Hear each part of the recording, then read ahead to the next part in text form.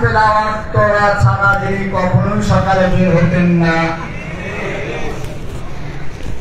উলামায়ে কেরামদেরকে কারারুদ্ধ করে, সব আলেমদেরকে জেলেবদ্ধ করে ইসলামকে ধ্বংস করার যিনি পায়তারা করেছিলেন,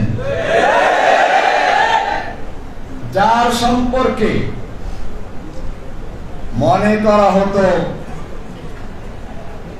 অযনান্তুম আল্লা ইয়াখরুজু ওয়া যান্নু আন্নাহুম মানিআতুহুম হুসুনুহুম মিনাল্লাহ, আমরাও ধারণা করি নাই যে তার এত সকালে পতন হবে, আর সেও মনে করেছিল মানিআতুহুম হুসুনুহুম, হুসুনুল হুন্দুস, হুসুনুল লীগ, ছাত্রলীগের হুসুন, ভারতের হুসুন তাকে রক্ষা করবে।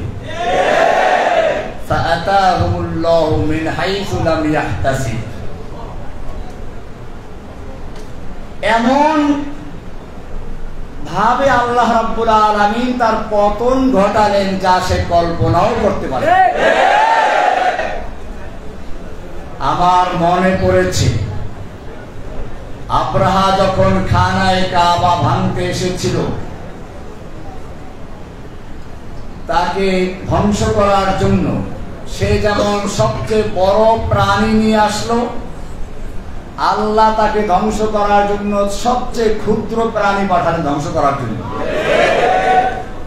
ঠিক আমাদের বাংলাদেশের বুকের উপরে যে জগদ্দল পাথর বসেছিল, স্বৈরাচারিণী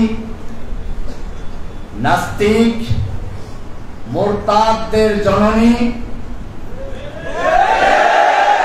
নাস্তিক মুরতাদদের জননী, ইসলামকে ধ্বংস করার পরিকল্পনাকারীদের রূপকার শেখ হাসিনা যখন এদেশের থেকে ইসলামকে চিরতরে নির্মূল করার জন্য চক্রান্ত করছিল,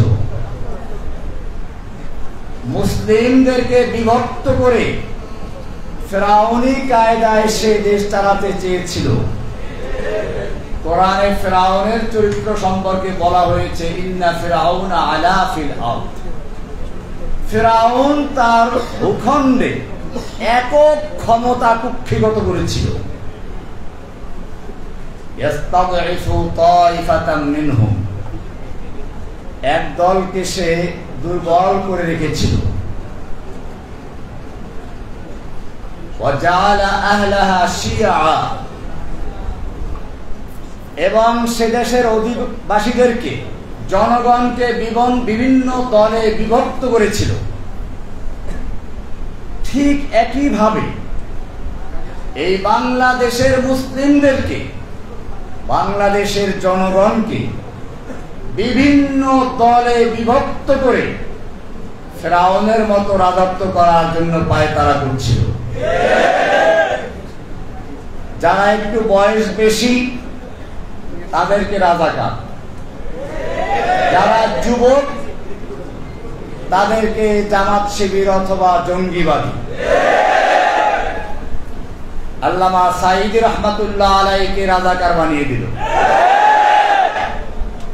আমি তাকে আজকে শ্রদ্ধার সঙ্গে স্মরণ করছি। আমি যখন প্রথম জেলে যাই, আমার জন্য কিছু হাদিয়া পাঠালেন আর বললেন যে সবর করেন, ইনশাআল্লাহ আল্লাহ তাআলা আপনার জন্য রাস্তা বের করে দিবেন। আজকে আমি তার জন্য খাস ভাবে দোয়া করছি, আল্লাহ তাআলা যেন তার মাকামকে জান্নাতের আলা মাকামে পরিণত করেন। আমি বলছিলাম, এই ফেরাউন যখন বাংলাদেশের বুকে বসে পড়ল, আল্লাহ তাআলা তখন কোন বড় শক্তি দিয়ে তাকে ধ্বংস করেন নাই, বরং স্কুল কলেজের বাচ্চাদেরকে তার বিরুদ্ধে আবাবিল পাখি হিসেবে প্রেরণ করেছে। আলাম তারা কাইফা ফাআলা রাব্বুকা বিআসহাবিল ফিল আলাম ইয়াজআল কাইদাহুম ফি তাদলিল, তাদের সব চক্রান্তগুলোকে ব্যর্থ করে দিয়েছেন। وأرسل عليهم طيرا أبابيل ঝাঁকে ঝাঁকে পাখি প্রেরণ করেছেন। আবাবিল মানে আসলে ঝাঁকে ঝাঁকে, তয়রান তো পাখি জানেন। আল্লাহ রাব্বুল আলামিন এই পাখি পাঠিয়েছেন স্কুল থেকে, পাখি পাঠিয়েছেন কলেজ থেকে, পাখি পাঠিয়েছেন বিশ্ববিদ্যালয় থেকে, পাখি পাঠিয়েছেন মাদ্রাসা থেকে, আলিয়া থেকে, কওমিয়া থেকে, ডান বাম, আলিয়া, কওমিয়া, স্কুল, কলেজ, এমনকি ইংলিশ মিডিয়ামের ছাত্র পর্যন্ত রাস্তা বের হয়ে এসেছে। এটাই বর্তমান সময়ের তয়রান আবাবিল। আল্লাহ আরেকবার দেখালেন, জাআল হাক্কু ওয়া যাহাকাল বাতিল ইন্নাল বাতিলা কানা যাহুকা। ফিরআউন আয়ে, হামান আয়ে, জালিম জাবির সুলতান আয়ে, সবকো হুই রসওয়াই হাসিল। জাআল হাক্কু ওয়া যাহাকাল বাতিল ইন্নাল বাতিলা কানা যাহুকা। ফিরআউন আয়ে, নওফল আয়ে, कादिर नानक आए, कितने कितने शैतान आए, सबको हुई रसवाई हासिल।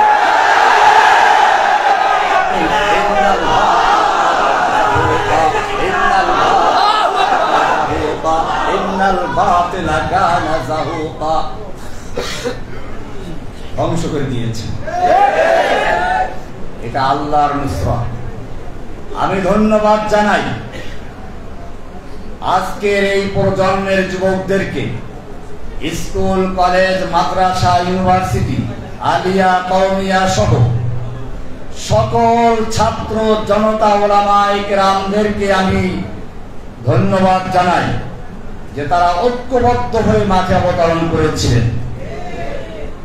আর যখন এভাবে মাঠে নেমে ইস গর্জে সে জো মক্তল মে গয়া वो सुबह शाम सलामत रहती है, ये जान तो आनी जानी है, इस जान की कोई परवाह नहीं। कत्ल करना है तो कर ले आशिक़े दिलदार को, हम शिकायत जा करेंगे कातिबे तकदीर को। যখন তারা বুক পেতে দিয়েছিল, আমি জেলখানায় বসে যখন দেখলাম আবু সাইদের সেই সম্প্রসারিত হাত আর বুক, আমার মনে পড়লো আমি দেওবন্দের ছাত্র, দারুল উলুম দেওবন্দের 91-90 এর ফারিক। আমি দুইবার দাওরা করেছি, একবার জামিয়া রহমানিয়াতে, দ্বিতীয়বার দেওবন্দে। দারুল উলুম দেওবন্দের উস্তাদ শাইখুল হাদিস, শাইখুল ইসলাম হুসাইন আহমদ মাদানী রহমতুল্লাহি আলাইহি ইংরেজদের বিরুদ্ধে আন্দোলন করেছেন। তার জনসভার উপর নিষেধাজ্ঞা জারি করা হলো। দিল্লিতে তিনি বক্তব্য রাখবেন, বলা হলো এখানে বক্তব্য দিলে পরে গুলি করা হবে। মাওলানা মাদানী রহমতুল্লাহি আলাইহি সেই ময়দানে গিয়ে উপস্থিত হলেন। তিনি ঘোষণা করলেন, আমি শুনেছি এই সাদা কুকুরের দল ঘোষণা করে দিয়েছে এখানে কোনো বক্তব্য দেওয়া যাবে না, যদি কেউ বক্তব্য দেওয়ার চেষ্টা করে তাকে গুলি করা হবে। আমি মাদানী হাজির হয়েছি, করো গুলি। এই বলে তিনি তার শেরওয়ানির বুতাম ছিঁড়ে দিয়েছিলেন। একটা লোকের সাহস হয় নাই তার বুকে গুলি করা। দীর্ঘ 2 ঘন্টা পর্যন্ত বক্তব্য রেখেছিলেন, যার শুরু করেছিলেন এভাবে, সাগামিরো গুরবাজিরো মোশেরা দেবাকুনি। সাগামিরো, সাগ আমির ফার্সি শব্দ, সাগ আমিরো গুরবাজিরো, গুরবা উজির, মোশেরা দেবাকুনি।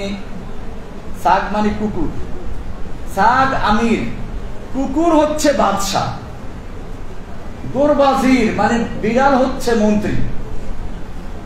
কুকুর বাদশাহ, বিড়াল মন্ত্রী। এমপি কারা? ইঁদুর। সাগামিরো গুরবাজিরো মোশেরা দেবাকুনি, ইচনি আরকানে দৌলত মুলকেরা বেরাকুনি। এই ধরনের যেখানে সংসদ বসে, যে সংসদের প্রধানমন্ত্রী হচ্ছে কুকুর, মন্ত্রীগুলো হচ্ছে বিড়াল, এমপি গুলো হচ্ছে ইঁদুর, সেই সংসদ থেকে কোনো কল্যাণ আসতে পারে না, সেই সংসদ জাতিকে ধ্বংস করতে পারে। এভাবে তিনি দীর্ঘ 2 ঘন্টা পর্যন্ত বক্তব্য দিলেন। আবু সাইদের সেই সম্প্রসারিত হাত দেখে আমার সেই কথাই মনে পড়লো, আবার মাদানির শিষ্যরা ময়দানে অবতীর্ণ হয়েছে।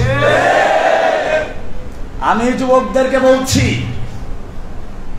আমার এই আওয়াজ সারা দুনিয়ায় ছড়িয়ে দাও।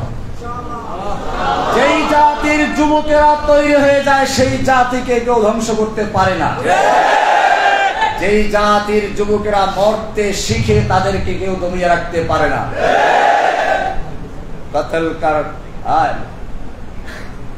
কতলে হুসাইন দর হकीकत মুরগে यजीद है, कत्ले हुसैन दर हकीकत मुर्गे यजीद है, इस्लाम जिंदा होता है हर करबला की बात। আবু সাইদ মরে নাই, হাসিনা মরেছে। আবু সাইদরা জীবিত রয়েছে, শহীদ হয়েছে, অমর রয়েছে। হাসিনা দেশ ত্যাগ করেছে। আমি ধন্যবাদ জানাই এই যুবকদেরকে। আল্লাহ সুবহানাহু ওয়া তাআলা যুবকদের ব্যাপারে বলেছেন, আপনারা জানেন ইব্রাহিম আলাইহিস সালাতু ওয়াস সালাম যখন তার জাতিকে তাওহীদের দাওয়াত দিলেন, কোনোভাবেই বুঝাতে পারলেন না। তিনি পরিকল্পনা করলেন এই মূর্তিগুলো ভাঙতে হবে। ঘটনা আপনারা জানেন, যখন লোকেরা মেলার থেকে ফিরে এসে দেখলো মূর্তির হাত নাই, পা নাই, কোনো ঝড় তুফান হলো না, ভূমিকম্প হলো না, বন্যা হলো না, এই মূর্তিগুলোর হাত পা ভেঙে ফেললো কে? এটা নিশ্চয়ই কোনো বড় ধরনের ঘটনা ঘটেছে। নমরুদের কাছে চলে গেল। নমরুদ এসে দেখে জিজ্ঞেস করলো, এখানে কোনো যুবক আছে কি যে যুবক এই মূর্তিগুলো দেখতে পারে না? তখন সকলে উত্তর দিল, ক্বালু সামি'না ফাতান ইয়াযকুরুহুম ইউকালু লাহু ইব্রাহিম। হ্যাঁ, আমরা একজন যুবক সম্পর্কে শুনেছি যে এই মূর্তিগুলোর সমালোচনা করে, যার নাম হচ্ছে ইব্রাহিম। কেন যুবকের প্রসঙ্গ আসলো? নমরুদ বুঝতে পেরেছিল এই মূর্তি ভাঙ্গা পর্যন্ত শেষ নয়। এই মূর্তি ভাঙ্গা হচ্ছে এই সমাজকে পরিবর্তন করে, মূর্তির সমাজকে ভেঙে দিয়ে তাওহীদের সমাজ গড়ার জন্য এক সুপরিকল্পিত পরিকল্পনার অংশের সূচনা হচ্ছে মূর্তি ভাঙ্গা। আর এইরকম কোন পরিকল্পনা কোন বুড়া মানুষের মাথায় ঢোকে না, ঢোকে তো যুবকের মাথায় ঢোকে। বলা হয়েছে সামি'না ফাতান ইয়াযকুরুহুম ইউকালু লাহু ইব্রাহিম। একজন যুবক আছে যে যুবক মূর্তিগুলোর সমালোচনা করে, তার নাম হচ্ছে ইব্রাহিম। ইব্রাহিমের ইতিহাস আপনারা জানেন। আসহাবে কাহাফ সম্পর্কে আল্লাহ বলেছেন, ইন্নাহুম ফিতয়াতুন আমানু বিরাব্বিহিম। ইন্নাহুম ফিতয়াতুন, ওরা ছিল কতগুলো যুবক। কি ছিল? যুবক ছিল। আমানু বিরাব্বিহিম, তারা তাদের রবের উপরে ঈমান এনেছিল। ওয়াজিদনাহুম হুদা, আমি তাদের হিদায়াতকে আরো বৃদ্ধি করেছি। ওয়ারাবাতনা আলা কুলুবিহিম ইয ক্বামু, যখন শাসকদের সামনে দাঁড়িয়ে তারা বক্তব্য পেশ করছিল, তখন তাদের দৃঢ়তা, তাদের ঈমানের শক্তি আমি আরো বৃদ্ধি করে দিয়েছিলাম। এখানেও ছাত্র আন্দোলনের নেতাদেরকে যখন গ্রেফতার করে নিয়ে গেল, খাওয়া দাওয়াও করালো। আমি ভয় পেয়ে গিয়েছিলাম যে এইখানেই শেষ হয়ে যায় কিনা, কিন্তু আবারও তারা প্রমাণ করলো, ওয়ারাবাতনা আলা কুলুবিহিম ইয ক্বামু, যখন তারা শাসকদের সামনে দাঁড়িয়েছিল, তখন আল্লাহ বলেন আমি তাদের অন্তরকে শক্ত করে দিয়েছিলাম, দৃঢ় মজবুত করে দিয়েছিলাম, যাতে করে তারা বাতিলের সামনে মাথা নত না করে। মর্দে মুমিন বাতিল সে হরগিজ খৌফ খা सकता नहीं, सर कटा सकता है लेकिन सर झुका सकता नहीं। ভাইরা আমার, আমি ধন্যবাদ জানাই সেনাবাহিনীকেও। যারা বাংলাদেশের জনগণের পক্ষে, মুসলিমদের পক্ষে, আমি এই জন্য বলছি বারবার এই ছাত্রদেরকে শহীদ বলে আখ্যায়িত করছে, অনেকে প্রশ্ন থাকতে পারে যে তারা তো কোনো দিনই যুদ্ধ করেন নাই। ভাইরা আমার, বিগত সরকার জাতিকে দুইটা ভাগে বিভক্ত করেছিল। তার বক্তব্য ছিল চেতনা স্বাধীনতার পক্ষে বিপক্ষে। মূলত এটা স্বাধীনতার পক্ষে বিপক্ষে ছিল না, এটা ছিল ইসলামের পক্ষে এবং ভারতীয় নাস্তিকতাবাদীর পক্ষে। সুতরাং যারা হাসিনার পক্ষে দাঁড়িয়েছিল, আমি নির্দ্বিধায় বলতে পারি তাদের অধিকাংশ লোক ছিল মুসলমান, মুজাহিদ, এবং তাদের অন্তরে ইমানি চেতনা ছিল। ইমানি চেতনায় বিশ্বাসীরাই সেদিন ময়দানে যুদ্ধ করেছে, সেদিন বুক পেতে দিয়েছে। কারণ ইমানি শক্তি ভিতরে না থাকলে এরকম বুক পেতে দেওয়া সম্ভব হতে পারে না। তাই আমি অন্তর থেকে দোয়া করছি ওই ছাত্র যুবক জনতার জন্য, যারা এই জালিম শাহীকে উৎখাত করার জন্য কেউ জীবন দিয়েছে, কেউ তার চক্ষু দিয়েছে, কেউ হাত দিয়েছে, কেউ পা দিয়েছে। আল্লাহ রাব্বুল আলামিন যারা শহীদ হয়েছে তাদেরকে জান্নাতুল ফেরদাউসের মেহমান বানিয়ে নেন। যারা আহত হয়েছে তাদেরকে দ্রুত শিফা দান করুন, আমিন। ভাইয়েরা আমার, কিছু কথা ক্লিয়ার করতে হচ্ছে। আমাকে গ্রেফতার করা হয়েছিল, পরবর্তীতে আপনারা একটু আগে বসুন, মুমিনদের সম্পর্কে বলা আছে ইয়া আইয়ুহাল্লাযীনা আমানু ইযা ক্বিলা লাকুম তাফাসসাহু ফিল মাজালিসি ফাফসাহু ইয়াফসাহিল্লাহু লাকুম। একটু মজলিসে জায়গা করে দিন।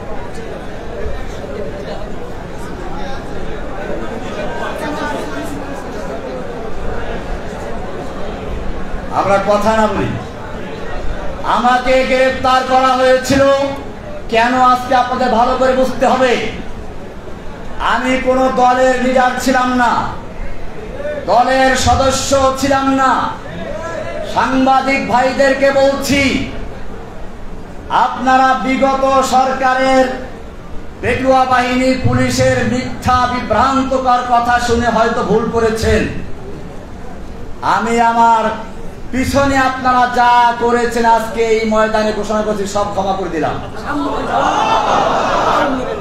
এখন আপনাদের ভালো করে বুঝতে হবে, জসিমউদ্দিন রহমানী কোন জঙ্গি অথবা অন্য কোন দলের সদস্য নয়, নেতা নয়, গুরু নয়, আধ্যাত্মিক নেতাও নয়।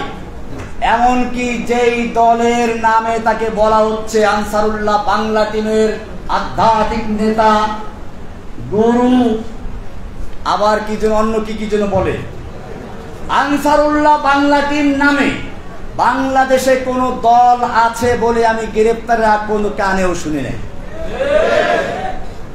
এজন্য আপনাদেরকে প্রমাণ দিচ্ছি, একজন লোক যদি কোনো দল করে আর সে যদি লেখক হয়, অবশ্যই কোনো না কোনো সূত্র ধরে ওই দলের নামটা নিয়ে আসবে।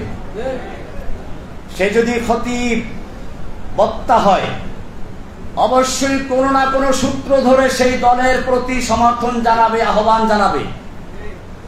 যদি সে ব্যক্তি কোনো উস্তাদ ও শিক্ষক হয়, অবশ্যই তার ছাত্রদের মাঝে সে ওই দলের নাম প্রচার করবে, আহ্বান জানাবে, সমর্থন করবে। সে যদি একজন দায়ী হয়, অবশ্যই সে এটা দাওয়াত দিবে। আমি একজন লেখক, আমি একজন বক্তা, আমি একজন ইমাম ও খতিব, আমি একজন উস্তাদ। আমি আপনাদের সাংবাদিক ভাইদেরকে বলবো, কোন হাসিনার পুলিশের কথায় কান না দিয়ে আমার বইগুলো তন্ন তন্ন করে তালাশ করুন, কোন জায়গায় আনসারুল্লাহ বাংলা টিমের কোন দলের নাম আছে কিনা। আপনারা আমার বক্তব্যগুলো সারা বিশ্বের রেকর্ড ছড়ানো আছে, সব বক্তব্যগুলো শুনুন। আনসারুল্লাহ বাংলা টিম নামে কোন দলের নাম আপনারা যদি প্রমাণ করতে পারেন, আমি বক্তব্য ছেড়ে দিব।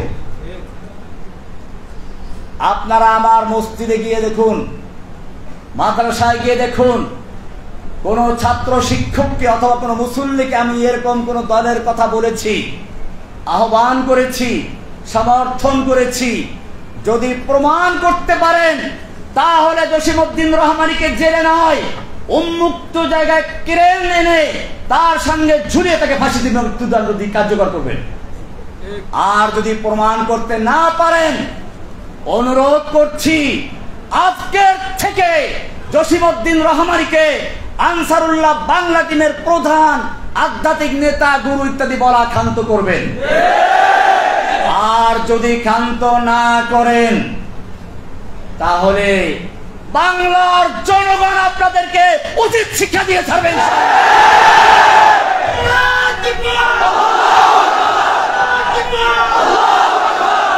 ভাইরা আমার,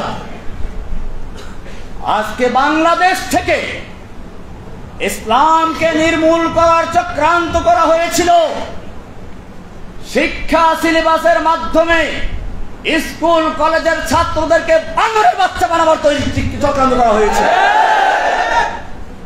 শুধু তাই না, আলেম ওলামাদেরকে কলঙ্কিত করার চেষ্টা করা হয়েছিল। শাইখুল হাদিস ইবনে শাইখুল হাদিস আল্লামা মামুনুল হক, ছাত্র জীবন থেকে আমার বন্ধু মানুষ, তাকে নিয়ে কি নাটক করেছিল আপনারা জানেন। এমনি ভাবে আমাদের এই গুণবী সাহেব আছেন, মুফতি হারুন জাহার সাহেব, আল্লাহ তাকে জাযা খায় দান করুন, আমিন। আমার অত্যন্ত মহব্বতের মানুষ, সেজন্য আপনি এখানে এসেছেন। ভাইরা আমার, যে কথা বলছিলাম, এই যে ইসলাম ধ্বংসের চক্রান্ত, হেফাজতুল উলামায়ে কেরামদের বিরুদ্ধে দুর্নীতি দমনকে আগিয়ে দিয়েছে।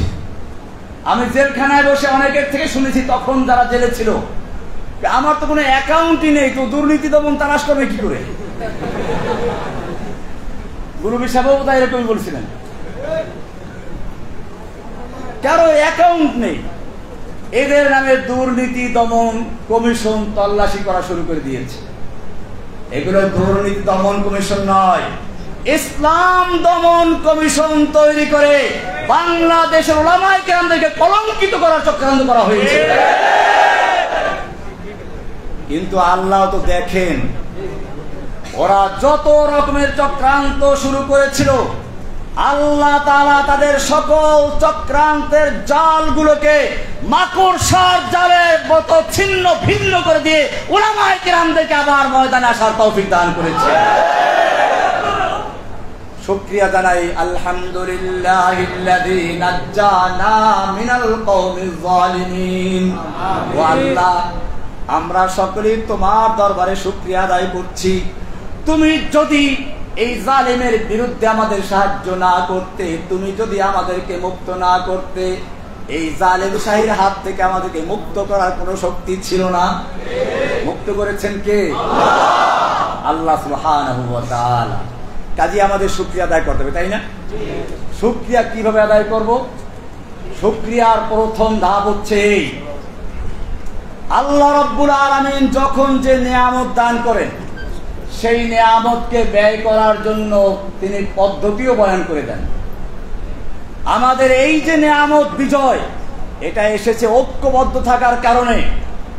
আমাদের মনে রাখতে হবে, দুশমনরা আমাদেরকে বিভক্ত করে করে পর্যন্ত অনেক আলেমদেরকে ধ্বংস করেছে, শহীদ করে দিয়েছে, অনেক আলেমদেরকে দালাল বানিয়েছে, অনেক আলেমদেরকে কারা নির্যাতন করেছে।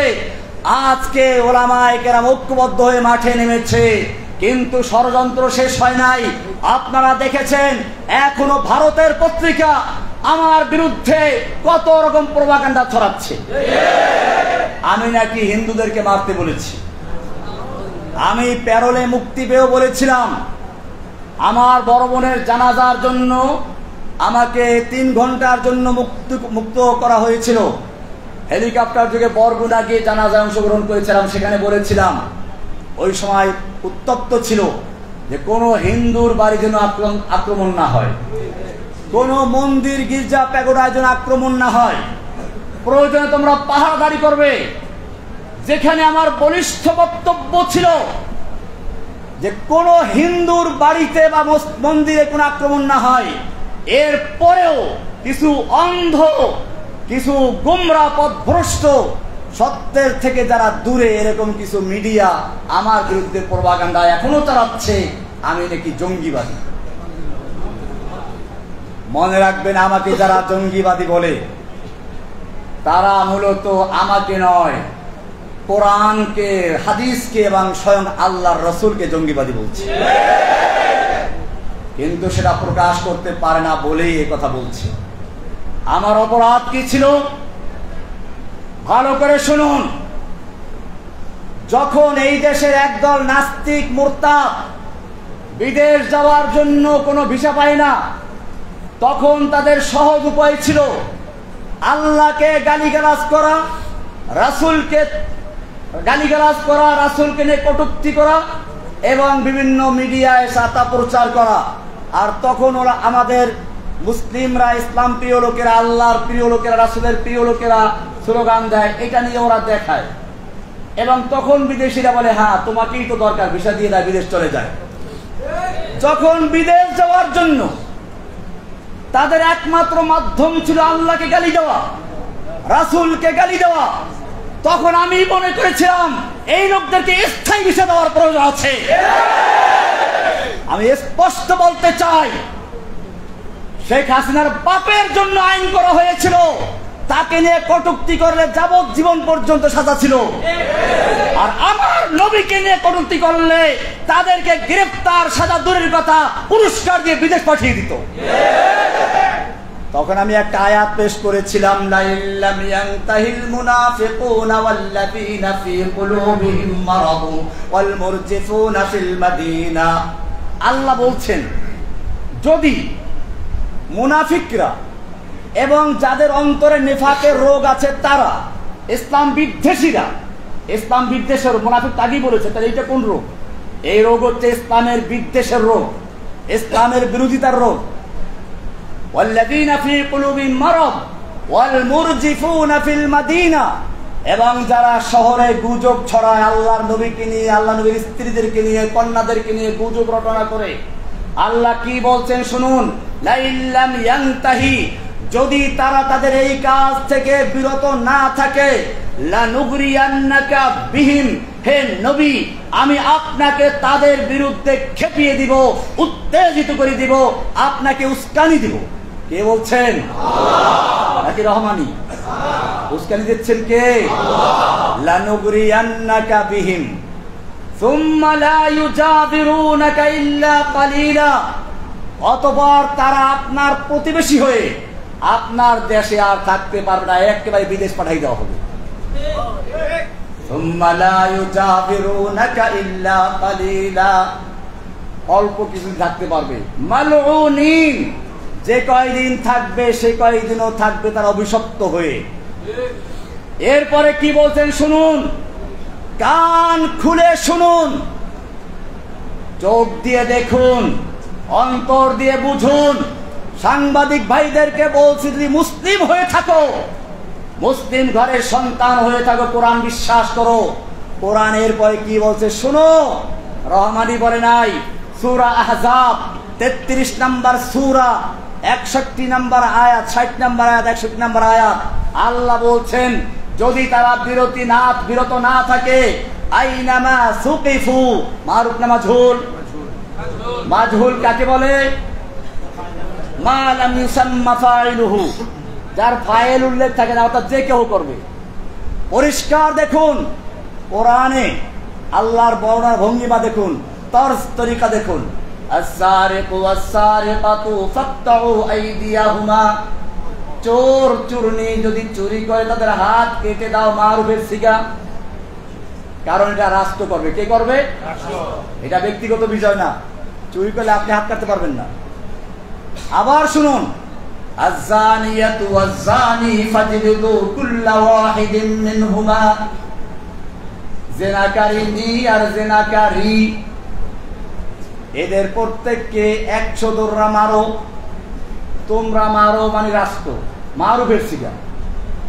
এই ধারায় এখানে কি হওয়া উচিত ছিল? মারুফের সিগা হওয়া দরকার ছিল, কিন্তু এখানে মারুফ আসে না, কি এসেছে? প্যাসিভ এসেছে, অ্যাক্টিভ নয়। কি বলা হচ্ছে? আইনামা সুকিফু, ওদেরকে যেথায় পাওয়া যাবে, সংসদে পাওয়া যাক, রাস্তায় পাওয়া যাক, পত্রিকা অফিসে পাওয়া যাক, অথবা কোনো নেতা নেত্রীর বাসায় পাওয়া যাক, এমনকি যদি তাদেরকে সেনাবাহিনীর ক্যাম্পেও পাওয়া যায়, আইনামা সুকিফু, ওদেরকে যেখানেই পাওয়া যাবে, উখিযু, পাকড়াও করা হবে না আখাযু, উখিযু মারুফ না মাজহুল, অ্যাক্টিভ না প্যাসিভ? কেন বলা হলো? এইটা করার জন্য রাষ্ট্র লাগবে না, যে পাবে সেই কাজটা করতে পারবে। আইনামা সুকিফু, ওদেরকে যেখানেই পাও তোমরা, পাওয়া যাবে, উখিযু, ওদেরকে পাকড়াও করা হবে। বলে তারপরে কি করা হবে? জেলে দেওয়া হবে। কি না জেল না ওদের জন্য? ওয়াকুতিলু তাকতিলা, ওদেরকে কেটে টুকরো টুকরো করে ফেলো। কে বলেছেন? ওয়াকুতিলু তাকতিলা। এরপরে কি বলেন শুনুন, সুন্নাতাল্লাহ, এটাই হচ্ছে আল্লাহর সুন্নাহ, এটাই হচ্ছে আল্লাহর রীতি। সুন্নাতাল্লাহিল্লাযীনা ক্বাদ খালাউ মিন ক্বাবলিকুম, তোমাদের পূর্বে যারা অতিবাহিত হয়েছে তাদের জন্য এই রীতি আল্লাহর ছিল। ওয়ালান তাজিদা লিসুন্নাতিল্লাহি তাবদীলা, কিয়ামত পর্যন্ত আল্লাহর এই রীতিতে, আল্লাহর এই নীতিতে তুমি কোনো তাবদীল পাবে না, পরিবর্তন পাবে না। 33 নম্বর সূরা 60 এবং 61 নম্বর আয়াত শুধুমাত্র রেডি করলাম। আয়াতটা কার? কোরআন কি জিনিস? আল কোরআনু কালামুল্লাহ। কোরআন কি? কোরআন কোন মাখলুক নয়, আল্লাহর কালাম। সুতরাং আল্লাহ নিজে বলছেন, আমি শুধুমাত্র এই আয়াতটা রেডি করেছিলাম, তারপরও পরিষ্কার আমি কোনো দল গঠন করি নাই, আমি কাউকে মারতেও বলি নাই, আমি আয়াতটা শুনিয়ে দিয়েছি। এর উপরে বই লিখেছি। আমার নামে মামলা হলো বলগার রাজীব হায়দার হত্যা মামলা। এই মামলাটা দ্রুত বিচারে নিয়ে আসা হলো। সাংবাদিক ভাইদের উদ্দেশ্যে বলছি, ভালো করে শুনুন। ওই মামলার রায় হয়েছিল 2015 সালের 31শে ডিসেম্বর। ডিসেম্বর মাসে জজ কোর্ট বন্ধ থাকে, কিন্তু আমাদের ওই কোর্ট খোলা ছিল। সারা দিন ব্যাপী কোর্ট চলতো, সন্ধ্যার সময় কোর্ট চলেছে। এরপরে রায় দেওয়া হলো। ওই রায়ের 285 রায়ের কপির 285 নম্বর পৃষ্ঠায় স্পষ্ট লেখা আছে, এই মামলার আসামি তখন ওই যে শাহবাগের আন্দোলনকে কেন্দ্র করে আমাদেরকে শিবির বলা হয়েছিল, জামাত বলা হয়েছিল। দেখে এগুলো পায় না, পরে আনসারুল্লাহ বানানো হলো। ওইখানে লেখা আছে রায়ের কপিতে, এই আসামিগণ এমন কি দিয়ে রেখেছে আমার কথা, জসিমউদ্দিন রহমানীকে যদিও শিবির অথবা আনসারুল্লাহ বাংলা টিনের আধ্যাত্মিক নেতা, গুরু ইত্যাদি বলা হয়েছে, কিন্তু এটা রাষ্ট্রপক্ষ প্রমাণ করতে সম্পূর্ণ ব্যর্থ হয়েছে। জজ কোর্ট থেকে কপিটা বের করুন, সাংবাদিক ভাইদেরকে বলছি, বের করে দেখুন সেখানে কি লেখা আছে। আদালতের রায়ের মাধ্যমে স্পষ্ট হয়েছে রহমানী কোনো দলের সাথে সম্পৃক্ত নয়। সুতরাং আপনারা যদি এর পরেও আমাকে এইভাবে লেখেন, আদালত অবমাননার জন্য আপনারা দায়ী থাকবেন এবং সেজন্য আইনের ব্যবস্থা নেওয়া হতে পারে।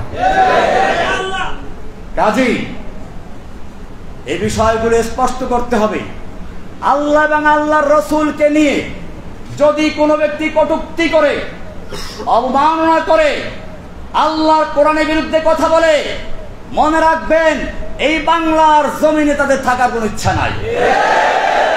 তাদের ইচ্ছা হলো বিদেশ যাওয়া, বিদেশ যাওয়ার জন্য তারা এগুলো করে। কাজে আমি বলছি না বাংলাদেশের তৌহিদি জনতা জেগেছে, ওদেরকে একবার চিরস্থায়ী বিদেশ পাঠিয়ে দেবে। ভাইয়েরা আমার, আজকে আমাদের মনে রাখতে হবে, এই জাগরণকে ধরে রাখতে হবে। এরপরে যদি কোনো চক্রান্ত শুরু হয়, আজকে যেভাবে ওলামায়ে কেরাম, তলাবায়ে ইলম, স্কুলের ছাত্র, মাদ্রাসার ছাত্র, তৌহিদি জনতা একাত্র হয়ে ময়দানে নেমেছিল, ঠিক এই ঐক্যবদ্ধতাকে ধরে রাখতে হবে। কিয়ামত পর্যন্ত যদি আমরা এরকম থাকি, তাহলে ইসলামকে কেউ ধ্বংস করতে পারবে না ইনশাআল্লাহ। আমাদের সেজন্য প্রথম কাজ হচ্ছে ঐক্যবদ্ধ থাকা। 2 নম্বর কাজ হচ্ছে এই চেতনাকে, হাসিনা যেমন একটা চেতনা তৈরি করেছিল, আমাদেরও চেতনা তৈরি করতে হবে। আমি মূলত আসলে কোন দলের সদস্য ছিলেন, এটাই বাস্তব। আমার কি কাজ ছিল, আমি যখন দেখলাম গণজাগরণ মঞ্চ তৈরি করলো এবং তারা সারা বাংলাদেশে একটা জাগরণ তৈরি করার চেষ্টা করলো, যদিও তাদের স্লোগান ছিল রাজাকার বিরোধী, কিন্তু এই রাজাকার বিরোধিতার আড়ালে ছিল ইসলাম বিরোধিতা, ইসলামের বিরুদ্ধে চেতনা তৈরি করা। তখন আমার ইচ্ছা ছিল বাংলাদেশে ওই গণজাগরণকারীদের বিরুদ্ধে একটা তাওহীদের জাগরণ তৈরি করা। এই জাগরণ নিয়ে মাঠে নেমেছিলাম এবং আলহামদুলিল্লাহ আজকে দেখতে পাচ্ছি, আমি যদিও সে সময় শুরু করেছিলাম, আজকে বাংলাদেশের যে প্রান্তে যাই, এখনো যাওয়ার সুযোগ হয় না, শুধু কয়েকটা মসজিদের চিকিৎসার জন্য গেছি, নামাজ পড়ার জন্য। যে মসজিদেই যাই কোনো ঘোষণা নাই, কিচ্ছু নাই, দেখেই বলে যে আরে রহমান সাহেব আসছে। মানে হচ্ছে যেই জাগরণের স্বপ্ন দেখেছিলাম 2013 সালে, আল্লাহ রাব্বুল আলামিন আমাকে জেলে রেখে সেই জাগরণকে বাংলার ঘরে ঘরে পৌঁছে দিয়েছে।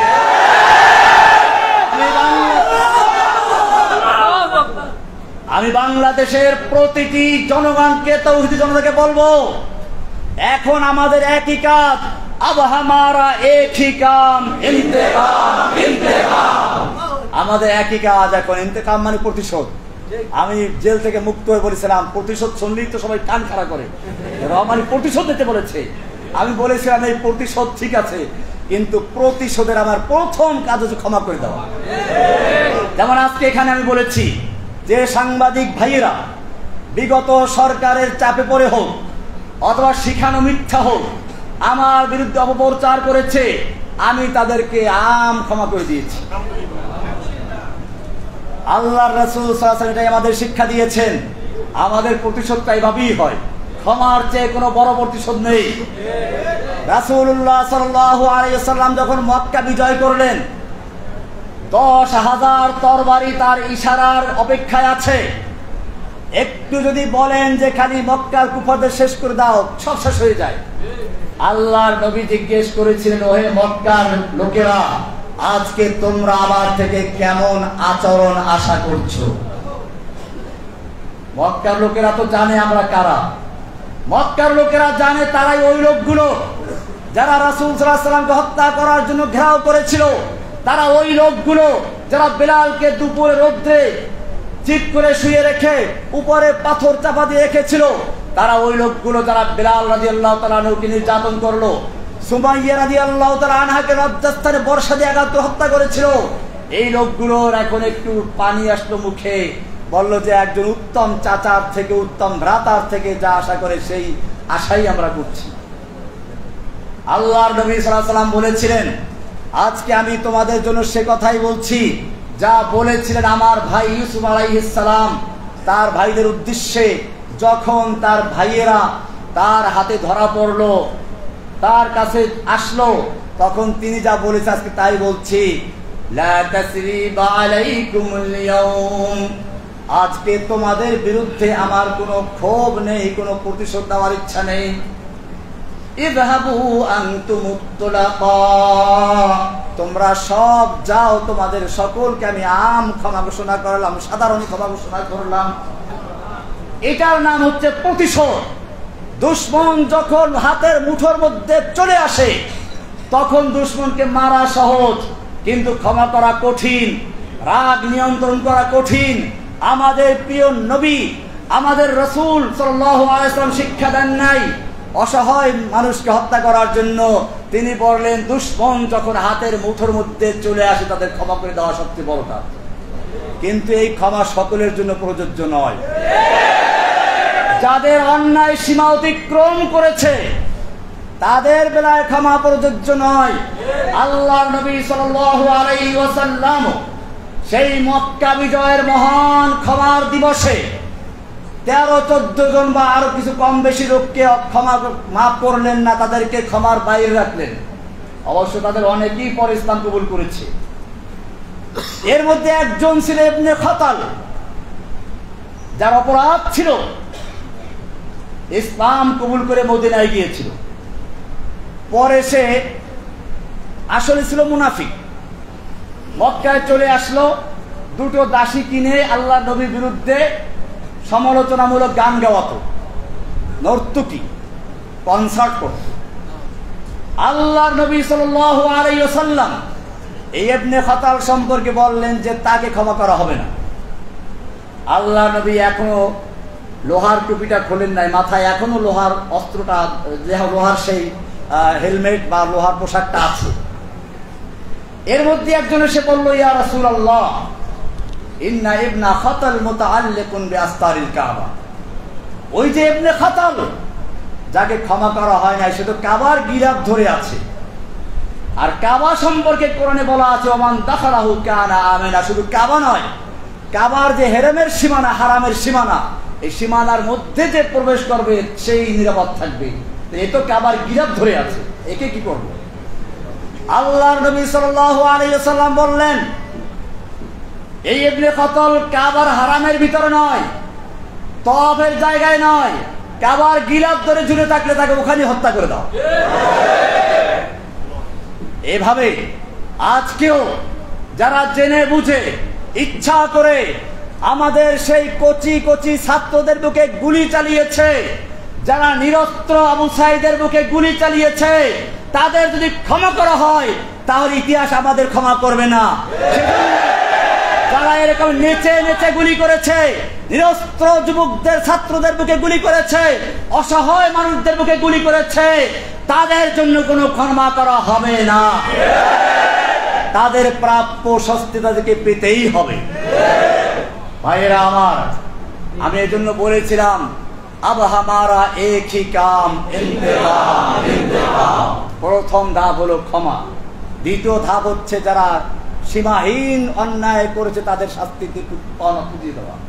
3 নম্বর আমাদের কাজ হচ্ছে এই, এখন ব্যাপকভাবে তাওহীদের দাওয়াত দেওয়া।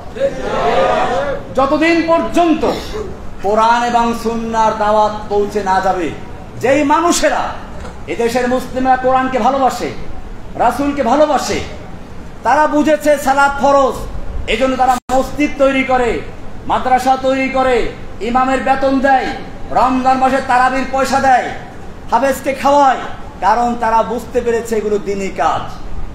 এই লোকগুলো যদি বুঝে সালাত যেমন ফরজ, সিয়াম যেমন ফরজ, ঠিক তেমনি ভাবে আল্লাহর জমিনে আল্লাহর দ্বীন কায়েম করা ফরজ, তাহলে এই লোকগুলো দ্বীন কায়েমের জন্য জীবন দিবে। সেজন্য আমাদের এখন আরেকটি কাজ হচ্ছে এই, মানুষের মাঝে চেতনা তৈরি করে দেওয়া, আল্লাহর জমিনে আল্লাহর দ্বীন কায়েম করার জন্য আল্লাহ তাআলা নির্দেশ করেছেন, আন আকিমুদ্দিন। সব নবীদের প্রতি একই নির্দেশ ছিল, আমাদের প্রতি একই নির্দেশ। আমাদের নবীর প্রতি বিশেষ নির্দেশ হলো, ওয়াল্লাযী আরসালা রাসূলাহু বিল হুদা ওয়া দীনিল হক লিইয়ুযহিরাহু আলাদ দীনি কুল্লিহি। আল্লাহ তাআলা তার রাসূলকে পাঠিয়েছেন হেদায়েত এবং দ্বীনে হক দিয়ে, যাতে করে এই দ্বীনে হককে অন্য সকল দ্বীনে বাতিলের উপরে বিজয়ী করা যায়। সেই দ্বীনে বাতিলগুলো কি কি আপনারা আমার অন্যদের কাছে জেনে নেবেন। আজকে আমাদের কাজ হচ্ছে বাংলাদেশের প্রতিটি ঘরে ঘরে, প্রতিটি ছাত্র, যুবক, বৃদ্ধ, সকলের নারী পুরুষ, সকলের অন্তরের ভিতরে তাওহীদের চেতনা তৈরি করে দেওয়া। তাওহীদের চেতনা যদি তৈরি হয়ে যায়, তাহলে কবি বলেন সব গুরিজা হোগি আখির, সব गुरीज़ा होगी आखिर जलवाए खुर्शीद से, ई चमन मामूर होगा नगमाए तौहीद से। পূর্ণিমার চাঁদের দ্বারা যেভাবে রাতের আধার পালিয়ে যায়, ঠিক তেমনি ভাবে তাওহীদের স্লোগানে এদেশ থেকে সকল নাস্তিক মুরতাদদের অন্ধকার পালিয়ে যাবে ইনশাআল্লাহ। ভাইরা আমার, সেজন্য ব্যাপকভাবে আমরা তাওহীদের দাওয়াত প্রচার করি। এজন্য আমি, আমাদের হারুনে জাহার ভাই আছেন, গুণবী সাহেব আছেন, আমরা সারা বাংলাদেশে যেতে প্রস্তুত আছি। কোনো ভেদাভেদ নেই, স্কুলে, মাদ্রাসা, কলেজে, ইউনিভার্সিটি, যেখানে আপনাদের আহ্বান করবেন আমরা ইনশাআল্লাহ ছুটে যাব, শুধুমাত্র একটা কাজের জন্য, পয়সার বিনিময়ে না। দিনের দাওয়াত দেবেন ইনশাআল্লাহ, প্রয়োজনে নিজেদের পয়সা খরচ করে। কিন্তু শর্ত একটাই, আল্লাহর জমিনে আল্লাহর দিন কায়েমের জন্য আমাদের কাজ করতে হবে। আমাদের আর কোনো ভেদাভেদ থাকবে না, সমালোচনা থাকবে না। আমাকে অনেকভাবে কালারিং করার চেষ্টা করা হয়েছে। আমি স্পষ্ট বলতে চাই, আমি যখন প্রথম তাওহীদের দাওয়াত দেই, হ্যাঁ আমাদের কওমি উলামাদের দেওবন্দের মধ্যে কিছু বেদাত যে নাই তা না, আমি স্পষ্টই বলি এটা। আমি সেগুলো তুলে ধরি, তাই বলে আমাকে আহলে হাদিস বলা দেওয়া হলো। আমি কি আহলে হাদিস? আমার ছাত্র জীবন কেটেছে লালবাগ মাদ্রাসায়। কোথায়?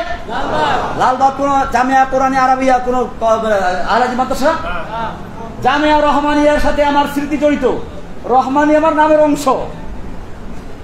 এটা কোন আহলে হাদিসের মাদ্রাসা? দারুল উলুম দেওবন্দ আহলে হাদিসদের আখড়া নাকি? দেওবন্দ মাদ্রাসা আহলে হাদিসের মাদ্রাসা নাকি? দেওবন্দের ছাত্র আমি। এদেশে বহু ছাত্র আছে যারা আমার ছাত্র, অথবা আমার যারা সমকালে ওই সময় যারা দেওবন্দের ছাত্র, তারা জানে আলহামদুলিল্লাহ আমি কেমন ছিলাম। আলহামদুলিল্লাহ দেওবন্দের ছাত্র আছেন আমাদের হারুন সাহেবের শ্বশুর, আলহামদুলিল্লাহ মুফতি সাহেব, হ্যাঁ সাইফুল ইসলাম, উনিও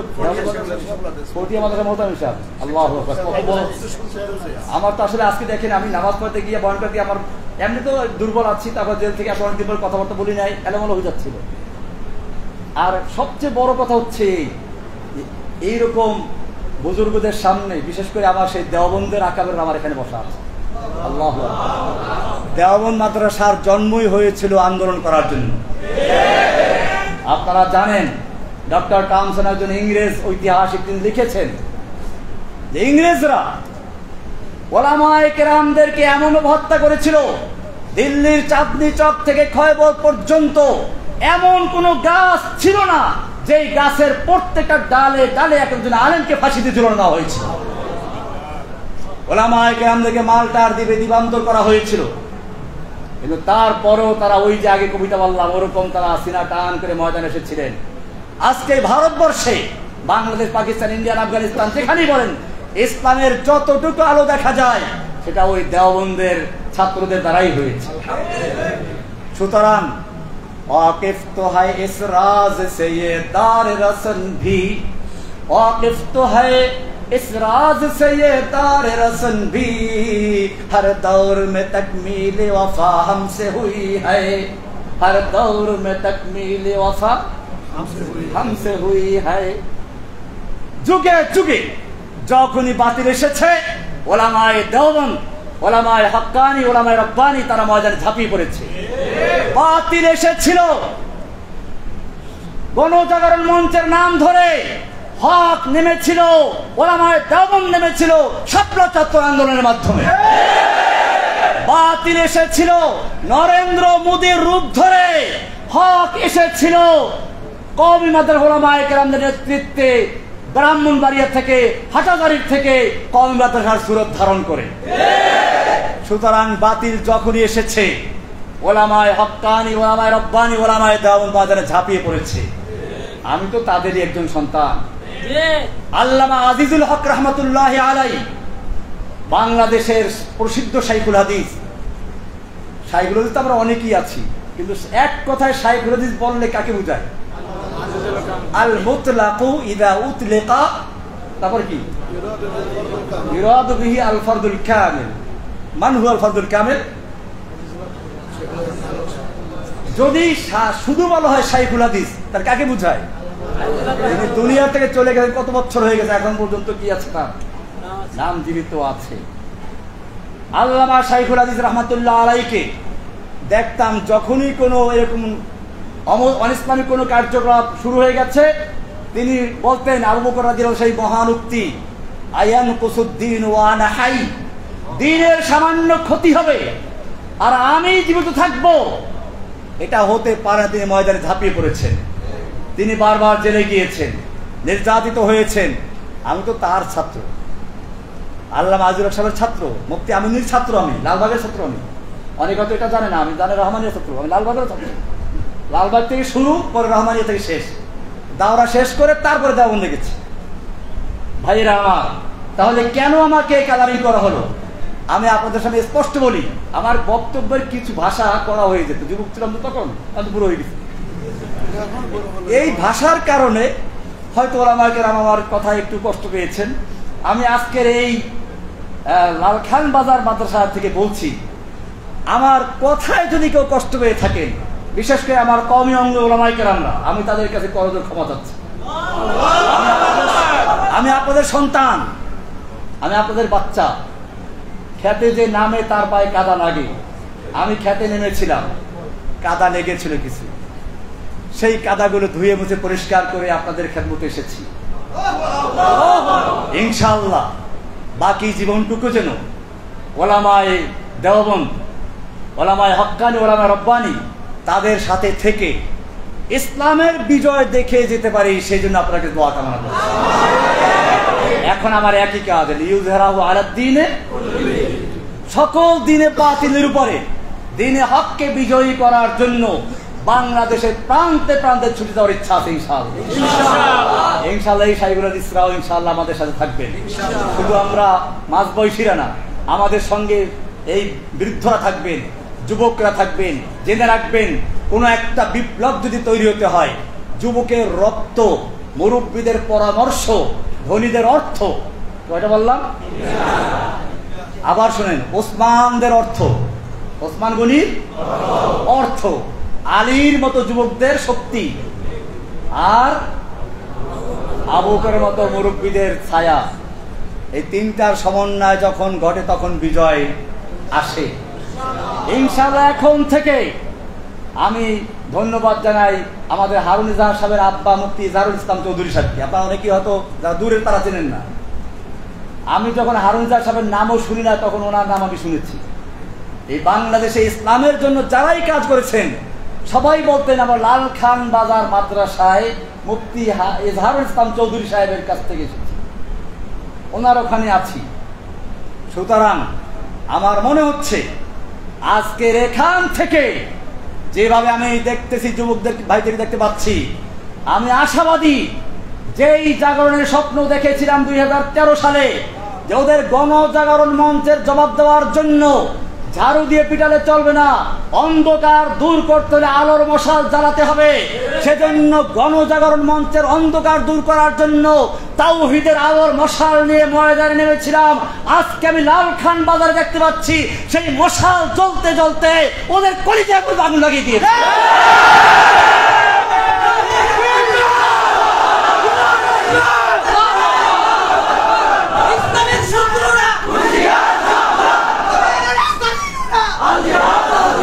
সুতরাং যখন আমাকে আহলে হাদিস বলে প্রচার করা হলো, তা দিয়ে কাজ হলো না।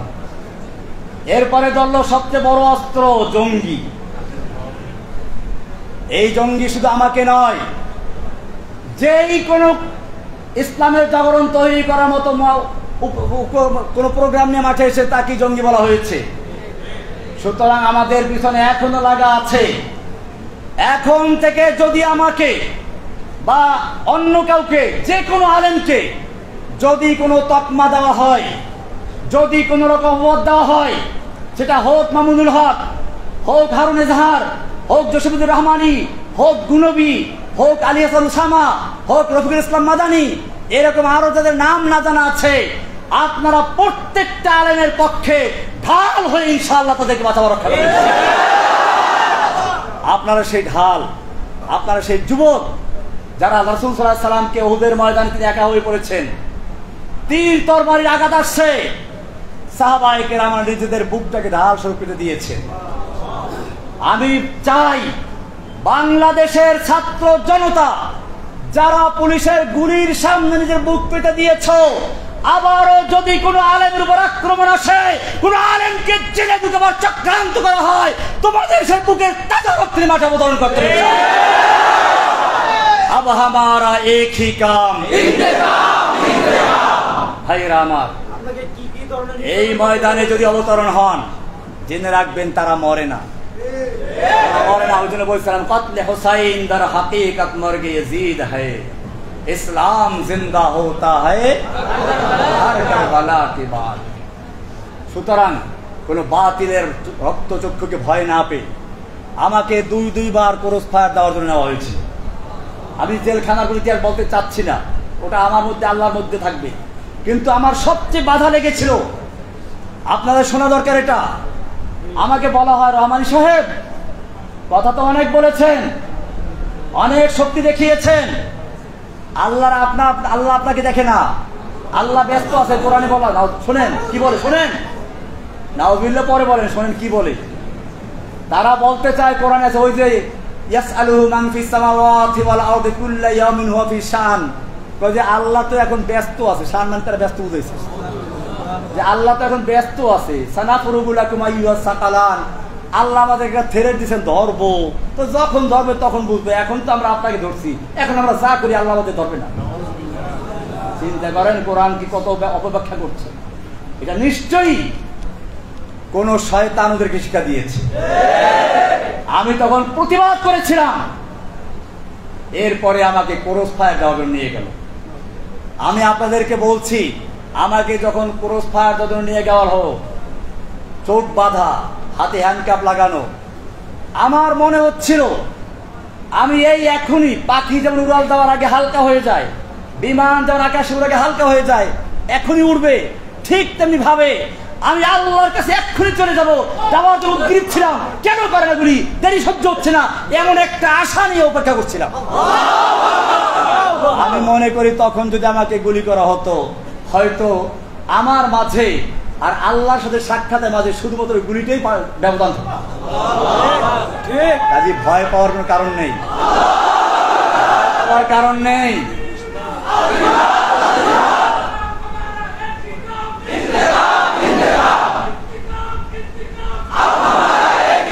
ভাইয়েরা আমার, আমি কথা লম্বা হয়ে যাচ্ছে, আরো অনেকগুলো কথা বিষয় ছিল। আর কোন জরুরি বিষয় আছে না? নির্যাতনের বিষয়টা আসলে হচ্ছে কি, দেখেন আল্লাহ তাআলার দ্বীনের পথে যারা যায়, দেখেন পাখি মানুষ খাতায় পারে না, কাউয়া পালে, কাউয়া পালে কি, তোতা পাখি, যে পাখি দেখতে সুন্দর, গান ভালো। আমি ওই যে মুফতি হারুন সাহেবকে কিছু কবিতা লিখে বানাইছিলাম, আসলে কবিতাগুলো ফাত্তায়রু লা ইউসজানু ইল্লা, ওই পাখিকে খাঁচায় বন্দি করা হয় যেই পাখির আওয়াজ সুন্দর। ঠিক তেমনি ভাবে যেই কোরআনের পাখি কোরআনের কথা বলে, যেই কোরআনের পাখিরা সুন্নাহর কথা বলে, তাদেরকে জেলখানে বন্দি করা হয়। যারা কোরআন সুন্নাহর কথা না বলে কোন শাসকের পাঁচটা গোলামি করে, তাদের জেলে যাওয়ার মতো সৌভাগ্য হয় না। অনেকে মনে করে জেলখানা নাকি যায় কারো বদদোয়ার কারণে। আমি নাকি কোন বুজুর্গকে তিরস্কার করার কারণে বদদোয়া পরে জেলে গেছি। কোরআনে আছেন, নবীদেরকে এই কথাই বলা হতো, ইল্লা তারাকা বাদু আলিহাতিনা, আমাদের কোন দেবদেবী তোকে কি করছে, বদদোয়া দিয়েছে, তাই সে জেলে গেছে। আমি আপনাদের জিজ্ঞেস করতে চাই, ইউসুফ আলাইহিস সালাম জেলে গিয়েছিলেন কার বদদোয়ায়? আমাদের রাসূল সাল্লাল্লাহু আলাইহি সাল্লামকে 3 বছর পর্যন্ত এই কারাগারের মতো না, এই কারাগারে খাওন দেয়, পানি দেয়। আমাদের নবীকে যে কারাগারে আটকে রাখা হয়েছিল, সেখানে খাবার ছিল না, পানি ছিল না, উত্তপ্ত মরুভূমির বালু ছিল, পাহাড় ছিল। 3 বছর পর্যন্ত সে আবি তালেবে, শুধু আমাদের নবীকে নয়, নবীর পুরো বংশকে সেখানে বন্দী করে রাখা হয়েছিল। কারো বদদোয়ায়? ইমাম আবু হানিফা রাহমাতুল্লাহ আলাইহিকে কারাবন্দী করা হয়েছিল। এক রিওয়ায়াতে বলা হয় যে উনি জেলখানাতেই মারা গেছেন, আর কেউ আসছে যে না, মুক্ত করা হয়েছিল কিন্তু গৃহবন্দী অবস্থা মারা গেছেন। যে অবস্থায় বন্দী অবস্থা মারা গেছেন, তিনি কার বদদোয়া করেছিলেন? ইমাম আহমদ বিন হাম্বল রাহমাতুল্লাহ আলাইহিকে কারারুদ্ধ করা হয়েছিল, নির্যাতন করা হয়েছিল। ইমাম ইবনে তাইমিয়ার লাশ কারাগার থেকে উঠেছিল। এই সবাই কি কোনো বুজুর্গকে তিরস্কার করে বদদোয়ার খপ্পরে পড়েছিলেন? বরং পরিষ্কার শুনুন, ওই যে বললাম জেলখানায় যেতেও ভাগ্য লাগে, জেলখানা সবার জন্য নয়। কাউয়া কোনদিন কেউ পালে না, পালে ময়ূর, পালে তোতা পাখি, যার হয়তো রূপ আছে অথবা কি আছে, গুণ আছে। যার কোনোটাই নাই, তাকে কেউ খাঁচায় বন্দি করে খামাকা খাওয়ান দেয় না। ঠিক তেমনি ভাবে যেই পাখির গলায়, যে আলেমের গলায় কোরআনের আওয়াজ থাকে না, যেই আলেমের গলায় ইকামতে দ্বীনের কথা থাকে না, যেই আলেমের গলায় নাস্তিক মুরতাদদের বিরুদ্ধে কথা থাকে না, যে আলেমদের গলায় আল্লাহর জমিনে আল্লাহর দ্বীনকে বিজয়ী করার স্বপ্ন থাকে না, সেই আলেমদেরকে জেলখানায় নেওয়ার কোনো প্রয়োজন হয় না। সুতরাং পরিষ্কার হয়ে গেল, জেলখানায় যাওয়াটা একটা সৌভাগ্যের ব্যাপার। আপনারা একটু দেখেন না এখন চোখ বুলে, জেলখানায় কারা গেছিল বাংলাদেশে? অতীত ইতিহাস দরকার নাই। আর তবে আমাদের আকাবেরদের অনেকেই আছেন যাদেরকে জেলে নেয় নাই ওরা, কারণ ওরা জানে এখানে ভিন্ন ব্যাপার আছে। এই মুরব্বীদেরকে জেলে নিলে, রহমানিকে নিলে তো তারা দেখতে পাচ্ছে তেমন কিছু হয় নাই। এই সমস্ত মুরব্বীদের কাউকে যদি জেলে নেওয়া হতো বাংলাদেশের জমিনে আগুন লেগে যেত, ঠিক কিনা? আপনাদেরকে মনে রাখবে, সেই জন্যই ওলামায়ে কেরামদেরকে তারা নিতে ভয় পেয়েছেন, তো এদেরকেও নিয়ে যেত। তারা তো আল্লাহ আজুল হাসান সারে নাই। আজুল হাসান রহমতুল্লাহ আলাইকেও জেলে নিয়েছিল, মুফতি আমিনীকে জেল খাটতে হয়েছে। এরকম ভাবে আমাদের বর্তমান এবং অতীতের, নিকট অতীতের যারা আকাবে তাদের জেল খাটতে হয়েছে। সুতরাং মনে রাখতে হবে, আমরা তাদেরই সন্তান। উলাইকা আবাই ফাজিনি বিমিসলিহিম, উলাইকা আবাই, এরাই হচ্ছে আমাদের পিতৃপুরুষ আব্বা। কারা? আমাদের আব্বা ইমাম আবু হানিফা রাহমাতুল্লাহ আলাইহি, আমাদের আব্বা কে? ইমাম আহমদ বিন হাম্বল রাহমাতুল্লাহ আলাইহি, আমাদের আব্বা ইমাম ইবনে তাইমিয়া রাহমাতুল্লাহি আলাইহি, আমাদের আব্বা হোসেন আহমদ মাদানী, কাসিম নানতুবি, মাহমুদ হাসান দেওবন্দি রাহমাতুল্লাহ আলাইহি আজমাইন, আমাদের আব্বা আল্লামা আজিজুল হক রাহমাতুল্লাহ আলাইহি, আমাদের আব্বা আমিনী রাহমাতুল্লাহি আলাইহি, আমিনীর আব্বা, আমাদের আব্বা হযরতের কি নাম ধরো, হাদিসের ওস্তাদ যারা বসে আছেন, হ্যাঁ, মুফতি ইজহারুল ইসলাম চৌধুরী, মুফতি হাবিবুর রহমান কাসিম, মাশাআল্লাহ কাসিমি, হ্যাঁ, শামসুদ্দিন জিয়া। আল্লাহু আকবার, নাম তো আমার অনেক আগে থেকে মুখস্থ আছে, আজকে ভাবর দেখতে পাচ্ছি। জিয়া আলো, আল্লাহ রাব্বুল আলামিন আমাদের শামসুদ্দিন জিয়া দামাত বরকাতুল আলিয়া, আমাদের কাসিমি সাহেব, এই সমস্ত বড় বড় আকাবেরদের ছায়াকে আরো দীর্ঘায়িত করুন, আমিন। তাদের নেতৃত্বে, তাদের জীবদ্দশায় আল্লাহ তাআলা এই বাংলাদেশে ইসলামের রাজ কায়েম করার তৌফিক দান করুন। আমি আর দীর্ঘায়িত করতে চাচ্ছি না। আল্লাহ তাআলা আমাদের সকলকে দিনের জন্য কবুল করুন। আমি মূলত আসলে খুবই অসুস্থ। দেখেন, আজকে আমি এই কদিন মধ্যে কিন্তু বসে নামাজ পড়তে হয়েছে, কারণ আমার হাঁটু ব্যথা খুব বেশি। তো আমাদের মুরব্বী হারুনিজার সাহেবের আব্বা বললেন যে এই মুসাল্লাহ অনেক বড় বড় আকাবেররা ইমামতি করে গেছেন, আমি বলে আপনি কি আমাকে আদেশ করছেন নামাজ পড়াবার জন্য? হ্যাঁ। আমি তাহলে আল্লাহু আকবার। আমি কিন্তু আগে বলেছিলাম যে আমি নামাজ পড়াবো না, নামাজ পড়াবো অন্যের জন্য, কিন্তু আলহামদুলিল্লাহ এরপরে দেখলাম নামাজ পড়াবার সময় হাঁটু ব্যথা কোনো খবরই ছিল না। ফরজটা শেষ হওয়ার পরে অবশ্যই কিছুটা ফিরে আসছে আবার, কিন্তু যতক্ষণ আমি ফরজ সালাতে ছিলাম অতক্ষণ পর্যন্ত আমার হাঁটুর কোনো ব্যথাই অনুভব হয়নি। এটা আমি একটা চাক্ষুষ দেখলাম এই মাত্র। আমি এরকম আল্লাহকে অনেক দেখে সাহায্য করছি, কারাগারে অনেক দেখেছি। আমি সেইগুলো বলে সময় নষ্ট করতে চাচ্ছি না।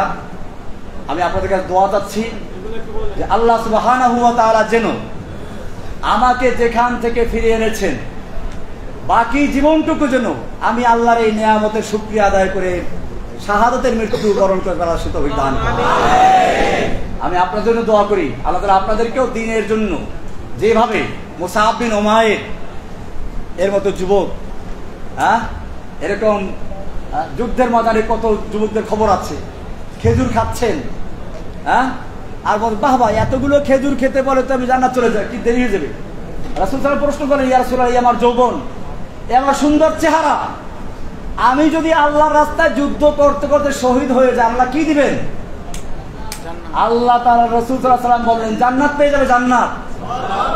তিনি মনে করলেন একটু কোমরটা সোজা করে নেই, কয়েকটা খেজুর বের করলেন, খেলেন, দুই তিনটা খেয়ে ফেলে দিলেন, যে এতগুলো খেজুর খেতে গেলে আমার জান্নাতে যেতে দেরি হয়ে যাবে। তরবারি নিয়ে যুদ্ধে লেগে গেলেন। পূর্ণিমার চাঁদ যেরকম কালো মেঘের ভিতরে ঢুকে গায়েব হয়ে যায়, ঠিক তেমনি ভাবে এই আলোক উজ্জ্বল তরুণ যুবক তরবারি হাতে নিয়ে হাসি মুখে এগুচ্ছে, কাফেরদের ভিড়ে ভিড়ে ঢুকে গেছে। সাহাবায়ে কেরাম বলেন, যুবক কোথায় যাচ্ছ? তুমি তো কাফেরদের ভিড়ে ঢুকে গেছো, ফিরে আসো। তিনি বলছেন, না, আমাকে যেতে দাও। তার ঠোঁটে রক্ত, মাথায় রক্ত, রক্ত ঝরছে, ঠোঁটে হাসি আছে, আমাকে যেতে দাও। আমি উহুদ পাহাড়ের দিক থেকে জান্নাতের সুগন্ধি পাচ্ছি। যুদ্ধ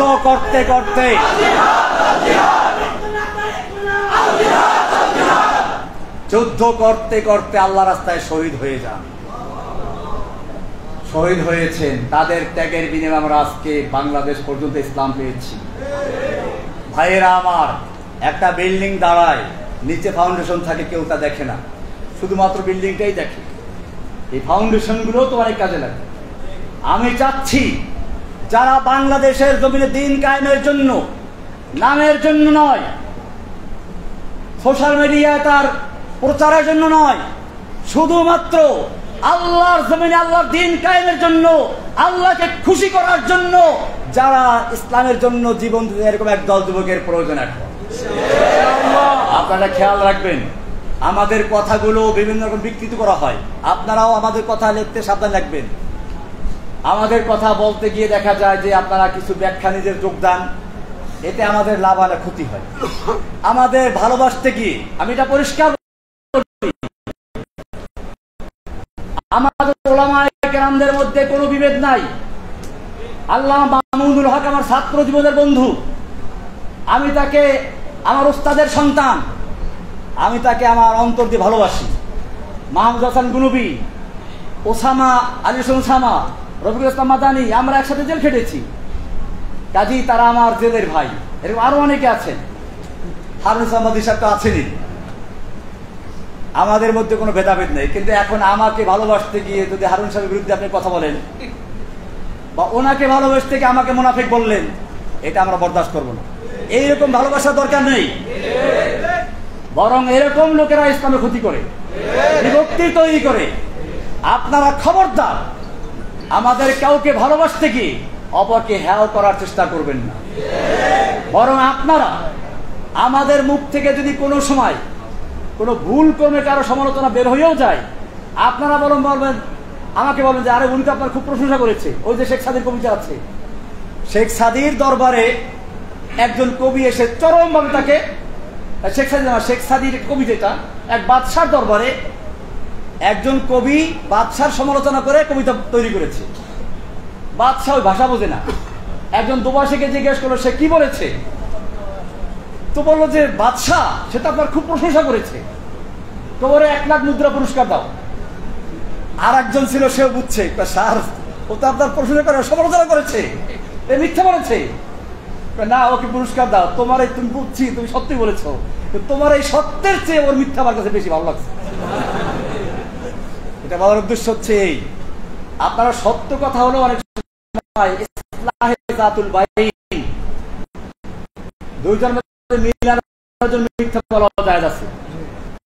ওই সত্য যা দুইজনের মধ্যে গন্ডগোল লাগায়, তার চেয়ে ওই মিথ্যা দুই অনেক ভালো। কাজে খেলবেন, কোন আলেমদের কাছে গিয়ে বলবেন না যে অমুক আপনাকে এই সমালোচনা করেছে, আবার বিরুদ্ধে বলেছে। খবরদার, আমরা সকলেই ভাই, আমরা সকলেই ভাই, আমাদের মধ্যে কোনো ভেদাভেদ নাই। এটা খুব খেয়াল রাখতে